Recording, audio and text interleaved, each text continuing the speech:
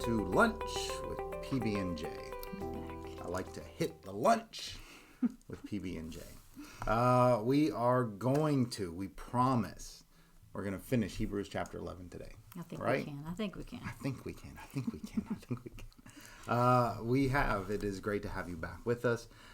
We are going through, verse by verse, through the book of Hebrews, this letter by an unknown writer to this group of Christians that, specifically Hebrew Christians, that are considering going back to their Hebrew roots and going back into the Jewish faith and practices and rituals and ceremonies and all those things that they were doing at the time. And so this writer is trying to give them all the reasons why, guys, don't do it. You have found the truth. The truth is Jesus. And so he's talked about hope, and now he is talking about faith. And this is what faith looks like. And part of the reason, is it's just like, I think they kind of reach this point of, okay, where's this all going? There's opposition, there's persecution, when's Jesus coming back, if he's really the Son of God, and all those things. And so the writer is like, guys, it's faith. Like, this is where faith steps in. It is faith that what we hope for will come to be. And that's where this Hebrews chapter 11 all started. Is faith is the substance of things hoped for, depending on the translation that you read. It's worded a bunch of different ways, but so that's where we are. We're talking about faith, and then he proceeds to give all kinds of faith examples, starting from Genesis and building all the way through the Old Testament and the founding fathers of their faith and all of those things, and just why faith matters. Yeah. So that's where we are. So Ben spoke at our church on the cornerstone is Jesus, and just this idea of every layer of this temple that's being built is that next generation, it's people, right? That we're being built on. We're the church, right? And so it really reminded, as he was preaching, it really reminded me of what we've been going through in Hebrews, where you're just like this layer and this layer, but the common, we're all built on that cornerstone, Jesus. So I think that's what we've seen as each layer of faith, because we also talked about, this is actually cool because it's in order from creation. It talks about creation, but then you get all these people of faith and in order, and and that's that thing of we're part of that. Yeah. Is that part of the conversation you have in your head with me while I'm preaching? Sometimes, yeah. She told me last night that she has conversations with me while I'm preaching. While he's preaching. I think it's because of this. We do this, and so I'm used to it. And so in my head, I have a conversation with you. I'm going to talk about that later. So that's where we are. And as we've been saying, if you are just tuning in for the first time or first time in a while, we would always recommend that you go back to the beginning of the Hebrew series or go back where you left off and catch up. We're not going anywhere. This will be right where you're watching it or listening to it right now, so you can catch up with us at a later date. So do that. Go back, catch up, and then you'll pick up where we are. But for those that are keeping track with us and following along, let's dive in. We're in Hebrews chapter 11. We're going to start at verse 32 today. So let me read a few verses here. It says, "How much more do I need to say?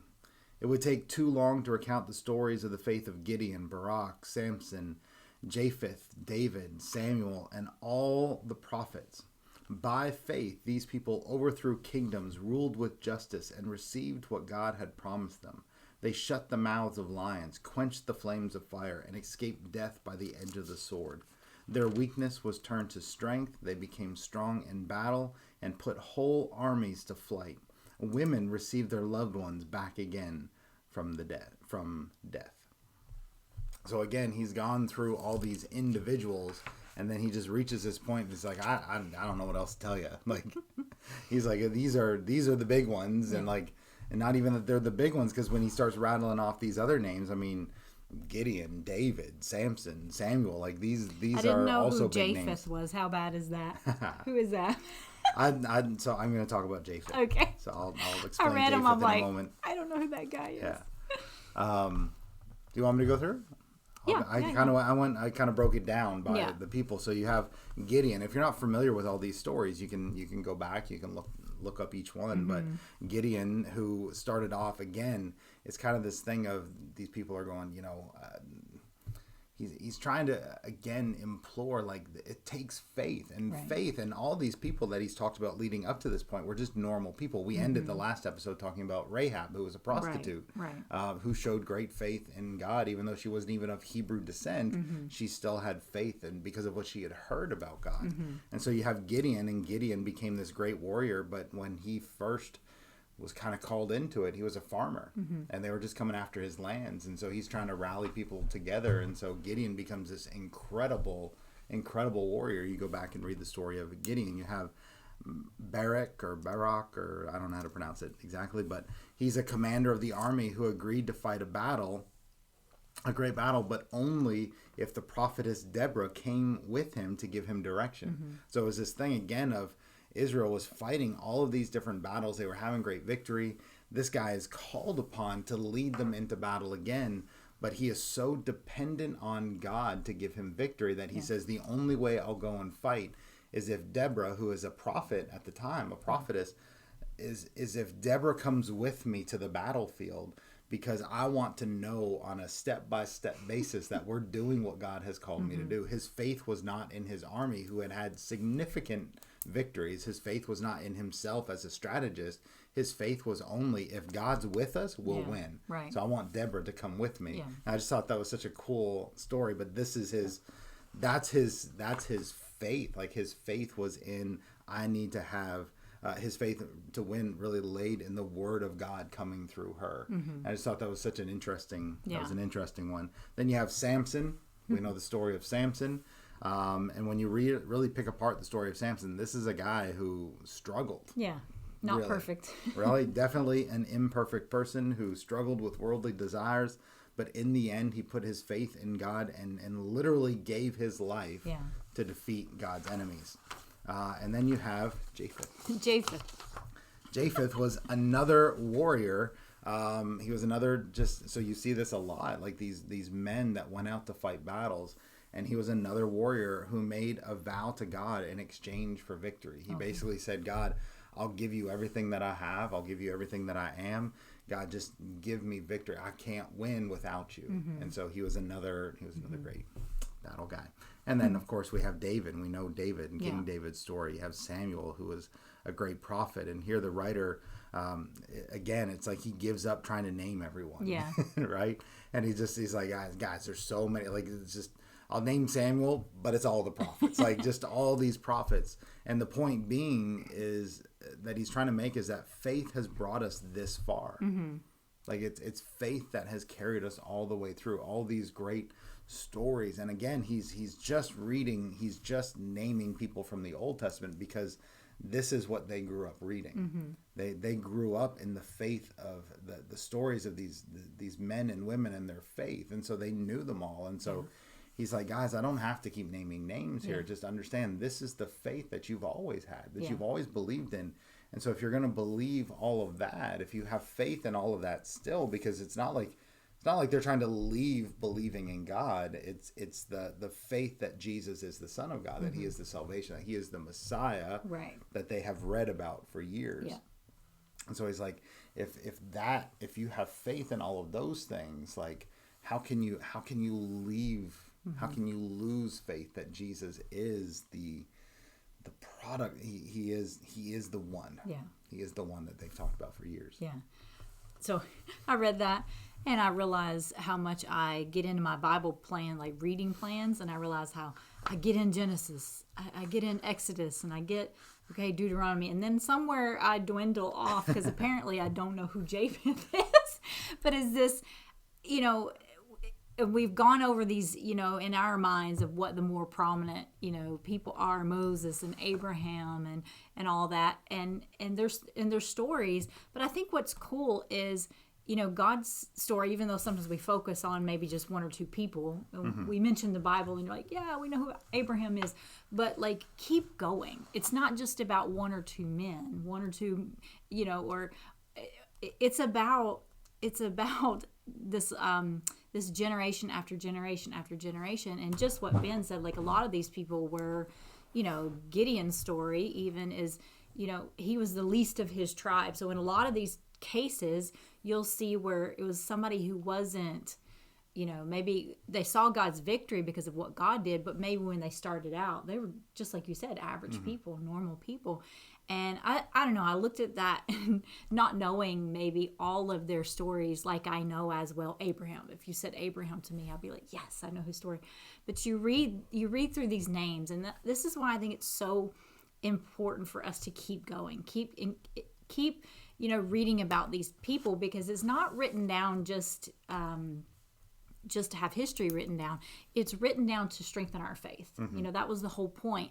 So not that you won't see yourself in Abraham's life, but you know what? Maybe you can't see yourself necessarily in Abraham's life, but you can read the story of Gideon, and God can show you something through that story, or the story, of these other guys. And so it's like, to me, how often do I say, oh God, I need more evidence. I need to know more.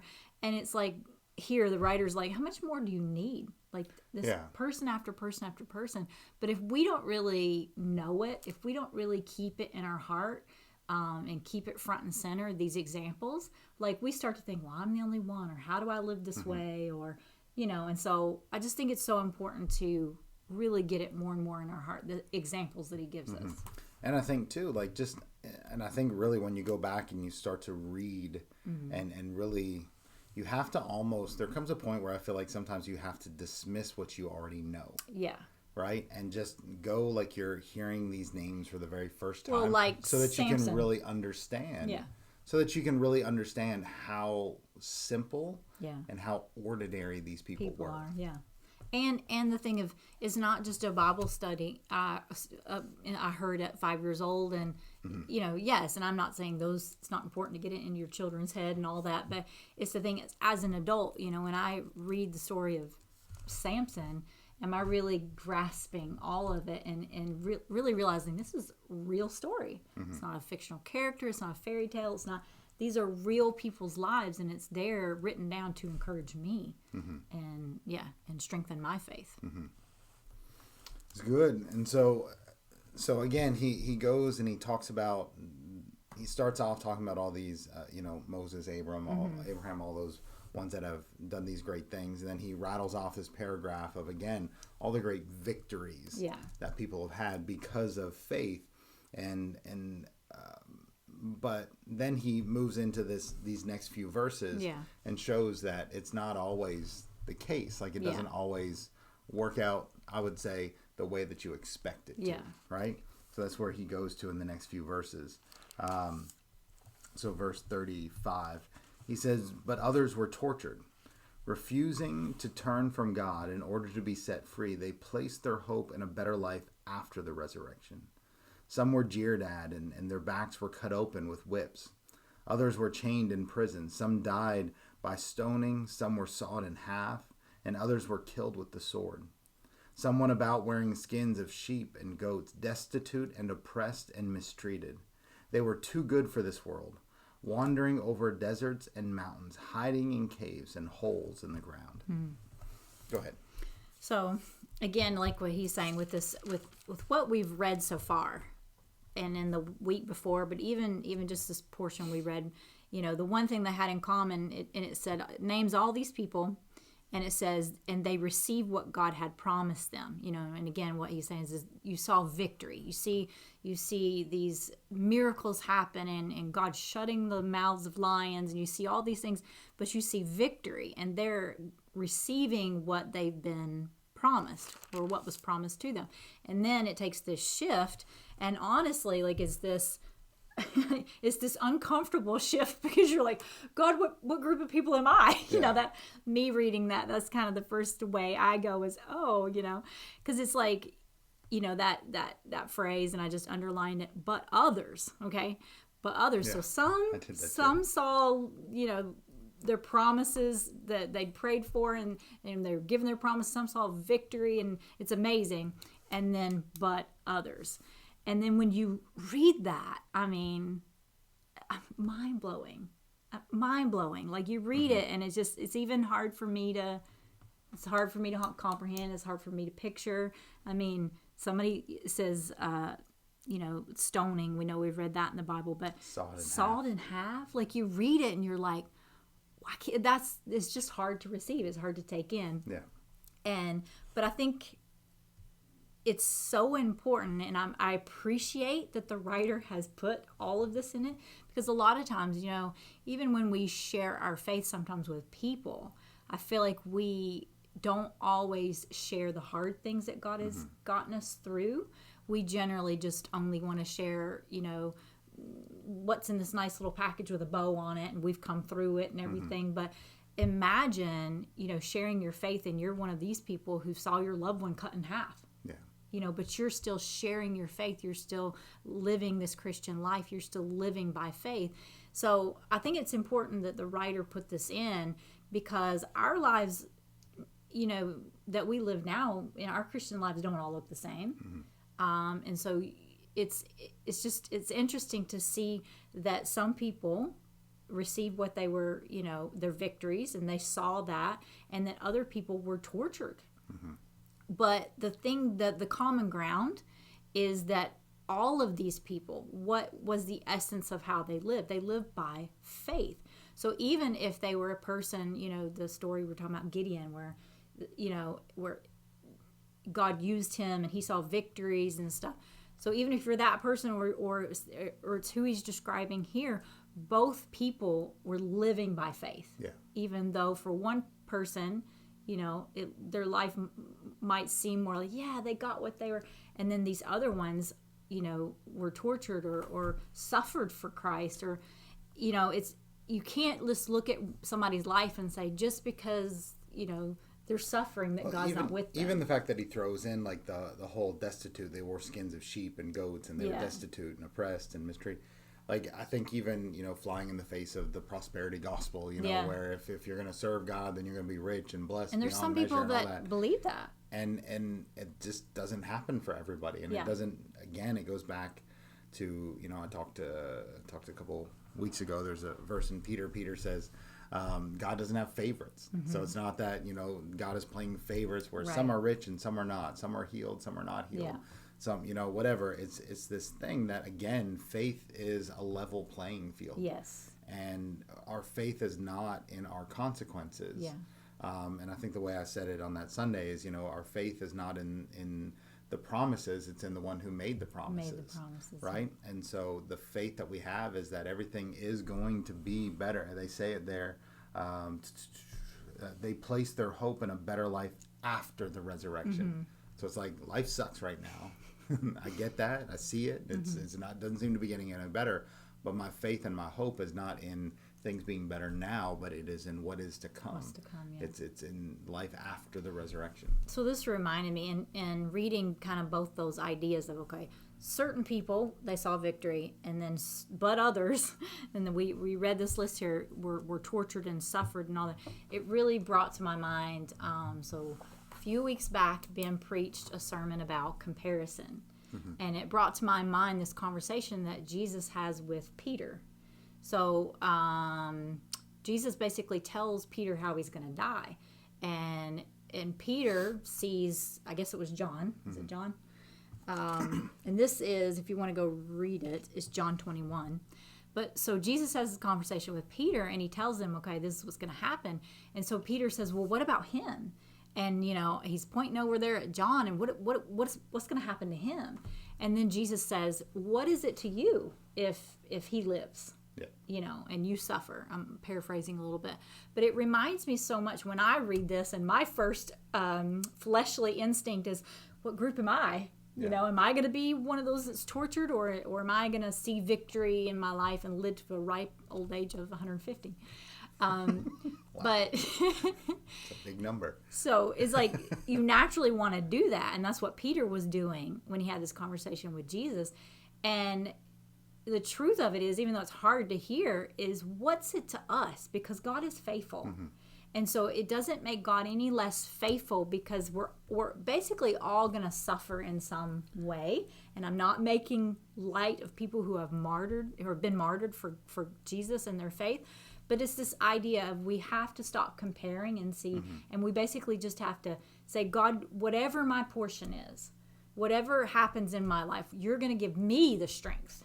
You're going to give me the ability to live through that. You're going to give me the faith to walk that life, no matter on what side I'm, on. Yeah. Well, and I think that brings up, I think to bring it into our time and into our lives, it really creates this question of, does faith always bring victory? Mm-hmm. Because when somebody's going through a hard season in their life, this is what we say is, well, you just got to believe, you just got to have faith, and everything's going to work out.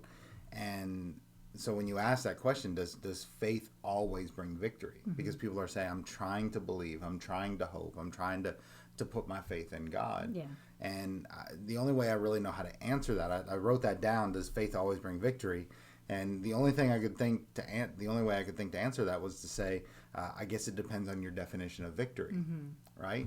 Mm-hmm.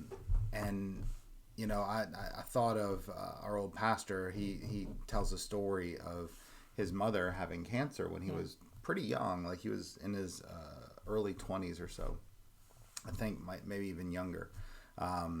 But his mother had cancer, and she prayed, and she, all these things. Anyway, she ended up passing away.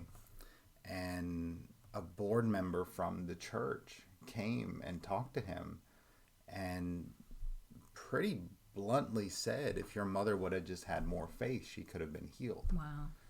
And that just obviously devastated him, because he had sat there and watched his mother pray, and other people in their family that had prayed, and here it is. And I've had people in the same situation mm-hmm. come in and talk about a loved one who's going through something, a loved one who's dying, and they're like, we're praying for healing and just don't understand why that's not happening, and the family member ends up passing away, and some people just don't know what to do with that. It's mm-hmm. like, well, we believed, we had faith, why didn't this happen?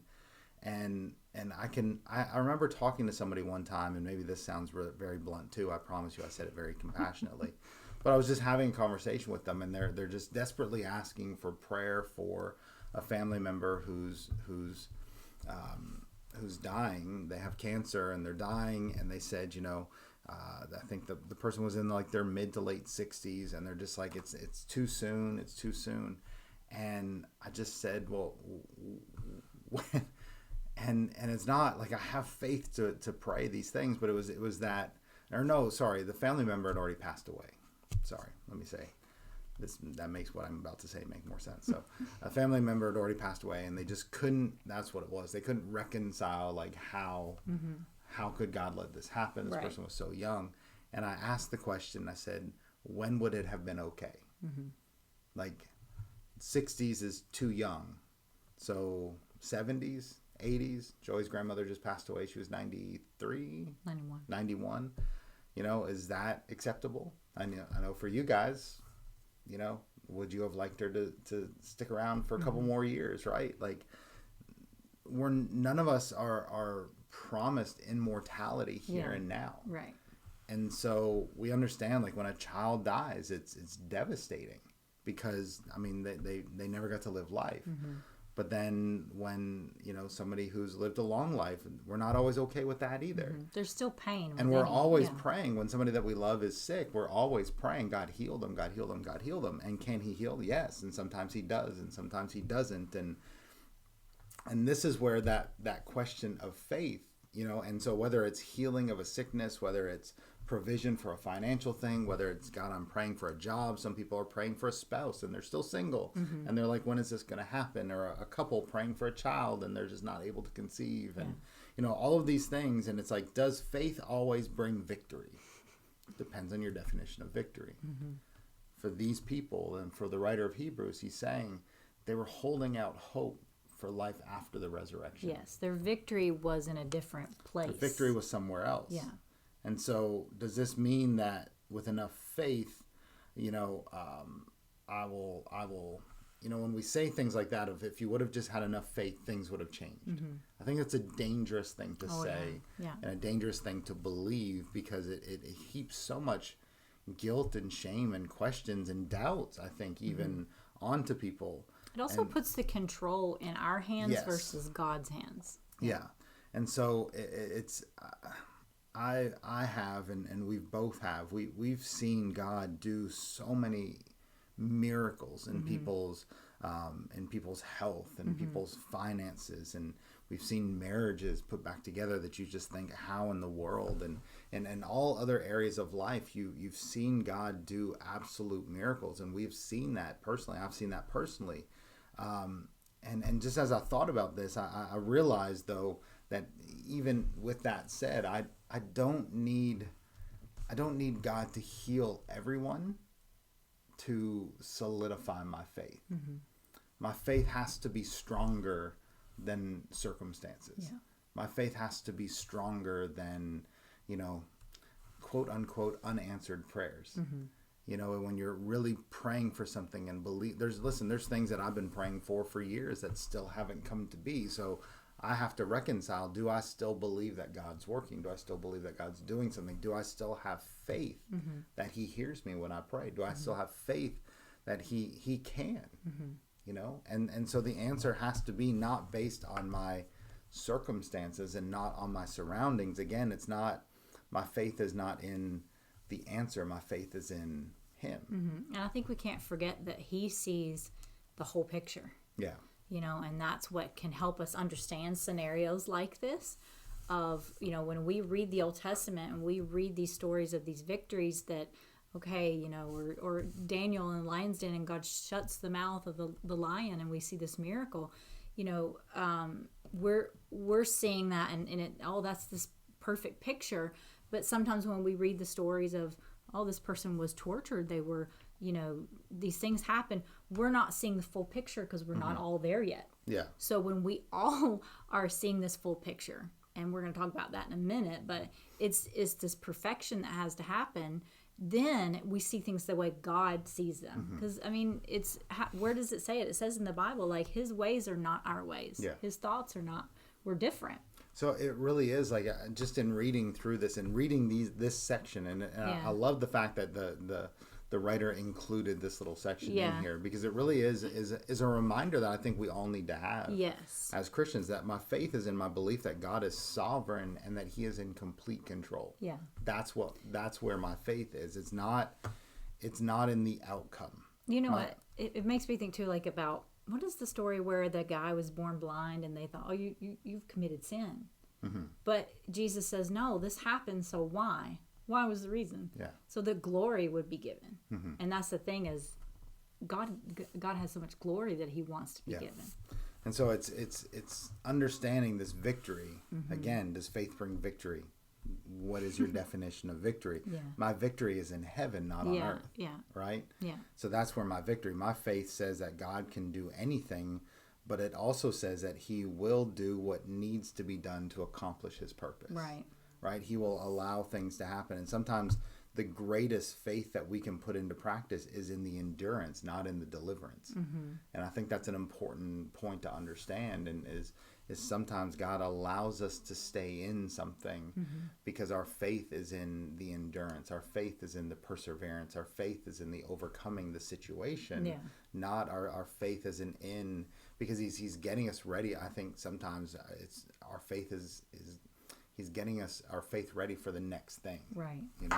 And you look at the three Hebrews in the fiery furnace, right? So they're willing to go. Their faith is in God, and their words to Nebuchadnezzar are, we don't know if God's going to save us or not. All we do know is that we can't bow down to your idol. And so if you're going to throw us in the fiery furnace, we're either going to die for his glory, or we're going to be delivered for his glory. We're either going to die and he will be glorified because people will look at us and say, look at these three men take a stand for their God, no matter what the outcome is, or he's going to somehow miraculously deliver us, and people are going to say, look at how powerful their God is, that they took a stand for. Yeah. And either way, God's going to get the glory. And it was glory. like they were leaving it up to God. Yeah. But they were basically, what's our part? We're not going to bow down. And so our faith is in him. It's not in the outcome. Right. Our faith is in him. And so we will endure whatever comes because of that. So it is definitely a faith that God has something better in store for us than anything that we can think of. And that's where our faith has to lie. So God, why am I in the middle of all of this? We have to have faith that God has something better coming. And that's why our faith can't be in this world. It has to be in the life that is to come. I love that you just said that, and I know we know that in our heads, but we really need to get it in our hearts, because I mean, again, reread through these things of what these people, how they died, how they were tortured. Like, they had to know, and not just head knowledge, but really know and believe there's something better. Otherwise, look at what happened to them. Yeah. But the reality is there is something better. And like this thing of, even though they suffered, even though they were tortured, even though they went through all this, that was the whole point, is there's something so much better on the other side. Yeah. Yeah. Last two verses say, all these people earned a good reputation because of their faith, yet none of them received all that God had promised. For God had something better in mind for us, so that they would not reach perfection without us. And so again, this when he says all these people earned a good reputation, yet none of them received all that God had promised, he's not just talking about these ones in the last few verses that had all this devastating things happen. All of us. He's talking about all the ones that accomplished great things and all the ones who had devastating things happen. Yeah. None of them, Yeah. good or bad, highs and lows, Yeah. none of them received everything that God had for them. Right. They will, so that we can have it all together. They would not reach perfection without us. It's like we're all going to reach perfection together. We're all going to experience it together, but they didn't experience it yet. And that word, where am I at? That word, perfection. So in here it means completeness. It's like that. We haven't reached perfection. What it is we haven't reached this completeness that God is doing in building this. Use the reference of that building, and he's building this temple, and we are each part of it, and that's why he has something better in mind for us. So it says he's not to reach perfection without us. That means all of us, every single person that will be a part of God's family. Yeah. It's not just Abraham. It's going to be I don't know who that last person is that's going to come into the kingdom of God, but it's also about that person. So it's like, that is that perfection, and it's, none of us are going to reach that until we're all going to reach it at the end. Yeah. And that's heaven. And I think this is what we have to understand. This is what faith does. So faith enables us to turn off the opinion of the world and to seek only God's approval in our lives. Yeah. Right? That's what faith does. And so we can't ever believe or teach others that the absence of deliverance of any kind means a lack of faith on the part of God's children. Right? It's faith looks to the future. And I think that's, if you could sum up this whole chapter. Yeah. Because again, you go back to verse 1, and verse 1 is faith is the evidence, or is the substance of things hoped for, the evidence of things unseen. And then you come down to the end here, and it's this faith looks to the future. What are you hoping for? Faith looks to the future. And that's where true deliverance and the greatest rewards are found.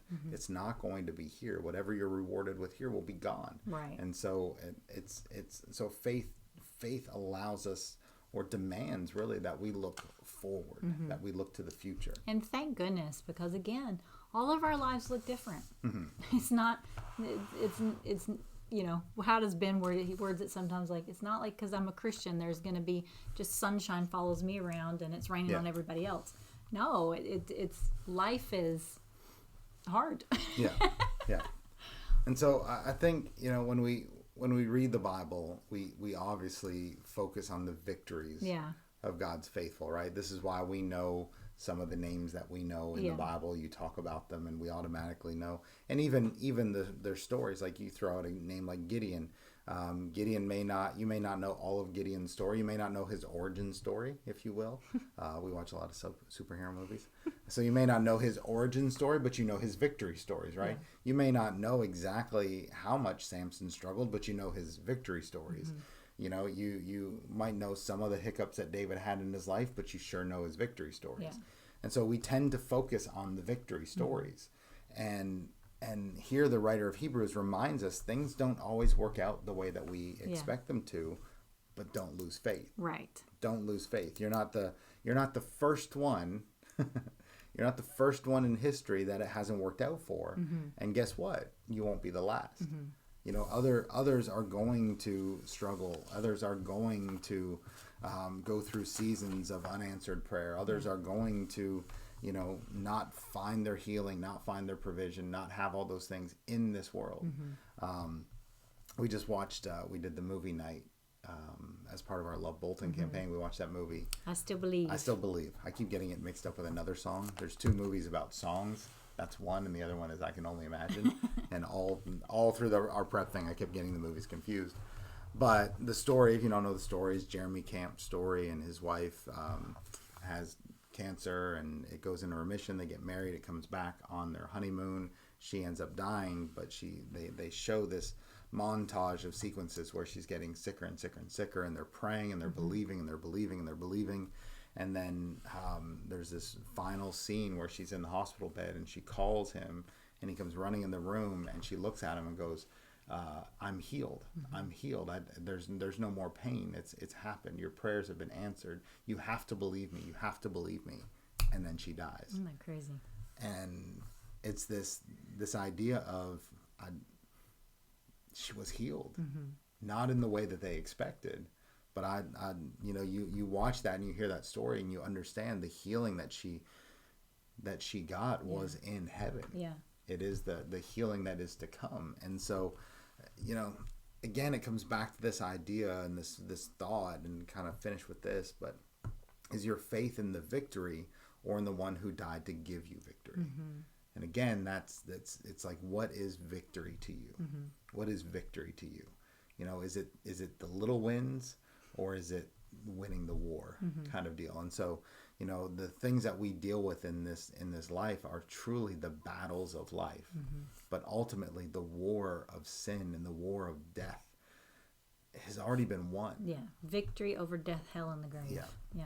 And so verse 6, you go back to verse 6, and verse 6 reminds us that without faith, it is impossible to please God.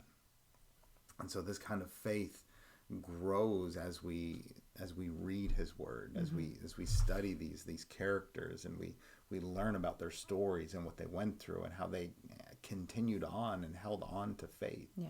You know, it grows as we start to obey his word no matter what. It grows as we spend time with God. It grows as we focus on Jesus and not on our circumstances. Right. And so this is what faith does. Faith is the substance of what we hope for. It is the evidence of things not seen. There's always in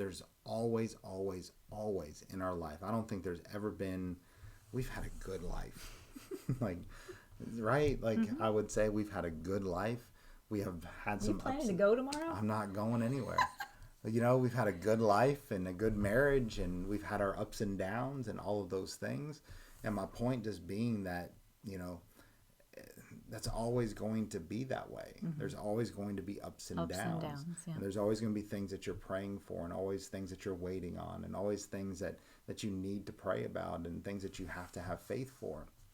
And this is why our faith can't be in circumstances. It has to be in Jesus. It has to be in the hope of what is to come, and understanding that in light of eternity, this world is like a vapor. It's a breath, you know? And so, faith. Even in that last little portion there where he says they're too good for this world, you know? And I just this is why, though, and it tells us in Revelation, the martyrs for God will be honored, and God has got a special reward. So even with that, that's God gives his rewards to people who serve him and have suffered for him. Yeah. And so I would say the same thing that the writer of Hebrews is saying here. Don't give up.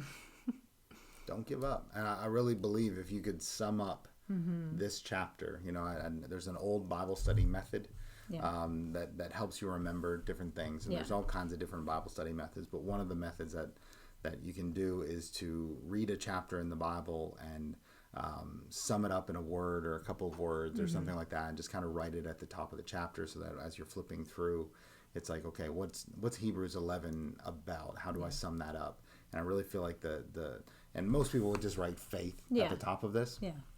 But I feel like an even more succinct definition would be to say, don't give up. Don't give up. Continue to hold on to that faith. Yeah. And understand and ask yourself, what does victory look like? What does victory look like? Yeah, I could keep talking, but I feel like I'm repeating myself at this point. This is a good one. We broke that in 3. Yeah. And I think it's such an important one, honestly, Yeah. because I know so many people struggle with so much. We all struggle with something. And so it really is faith. Faith is what carries us through, and it's not faith in a dead God. It's not faith in circumstances. It's not faith in empty promises, but it is faith in a God who is still working, still moving, still doing incredible things, and he is faithful. He is faithful. That's it. That's all I got. You should end it so that I'll stop talking. That was good. That was a good one. So, 1 chapter left, right? Or I don't know. 13 chapters. I always forget.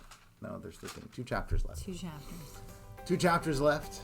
And so I hope you'll come back as we continue talking.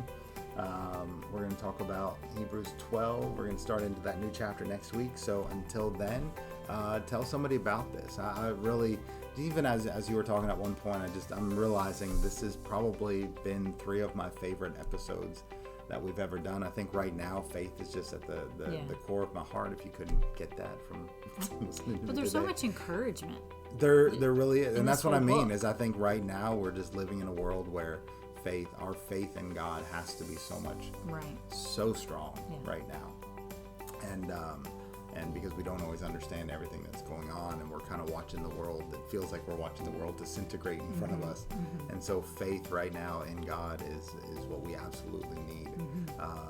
And so I pray that this will be encouraging to you and bring you hope, and encourage you to just continue to read the Word and get in there and learn about these great stories of faith, and let it build faith in you, and that you would put it in Him and not in what's around you. So, share these messages with somebody, share these podcasts, these episodes with somebody, and until next time, have a great week. Keep reading, and we'll see you right here next time on Lunch with PB&J.